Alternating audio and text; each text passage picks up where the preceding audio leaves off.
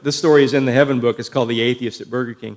I'm sitting at breakfast eating Cine Minis because they came with no icing on them back then, and I'm diabetic. I can't have the icing, so I love those Cine Minis. They quit making them. I hated that. But it was across the street from my office, and so I'd go there early and read my Bible for an hour before I go to work. And one morning, I'm the only guy in the dining hall. Everybody else is going through the drive-thru. And this guy walks in the door that looks like Albert Einstein with his hair puffed out in a ball like he stuck his fingers in a socket and his head exploded, you know. And he sees me reading my Bible. It turns out, by the way, he's a retired professor from Stanford. And he just has a brother in Longview who's in visiting his brother for the weekend. You know, Stanford, that Christian college. And so, thank you for getting that joke. So he walks up to my table, sees me reading my Bible, and he says, "Son, where do you preach?" You know, only preachers read their Bible, right? You know, so that's what people think. And so I said, "Well, sir, I'm not a minister. I'm just a business guy. That's my business right across the street over there." Well, he sits down in the booth with me, uninvited, which is okay, but weird, you know. And he started saying some very strange things about the Bible. And I had just read in 1 Corinthians 12, verse 3 and 1 John 4, verse 3, and both of those say, if a man can't say, Jesus is Lord, then he has a spirit other than the Holy Spirit. In other words, he's got a demon spirit. Only those with the Holy Spirit can say, Jesus is Lord. That's what those two verses say. And he started saying some weird things about the Bible. And a little voice in my head said, test that on this man. So I quietly interrupted him. I call him Dr. Smith in the book. That's not his real name. And I said, Dr. Smith, let me ask you a question. Is Jesus Lord? 3 little words.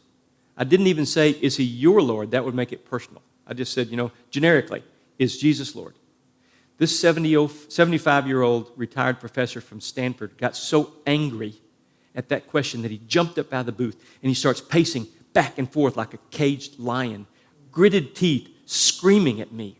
No, who is Jesus? I don't know who Jesus is. I'm wasting my time talking to you. The Burger King workers are back here like, and the drive-thru's backing up. They're all looking, and I'm just like, is this really happening, And so I looked up at him, and I said, sir, I want you to know that I am going to pray for you that someday you can know Jesus as Lord. That really made him mad. He leaned over, and he's trembling, and he stuck his finger in my face. He said, no, don't you dare pray for me. I said, I will. You can't stop me.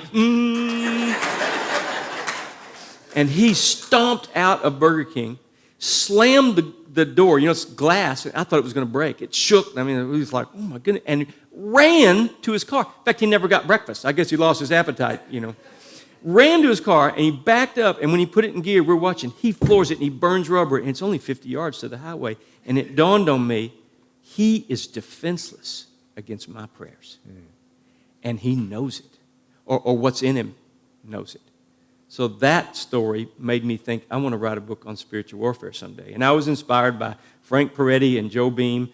But then when things started happening with the stakes, and I kept going back to the Bible, making sure this was biblical, and God kept affirming it and affirming it and affirming it, I just said, okay. I know people are laughing at me.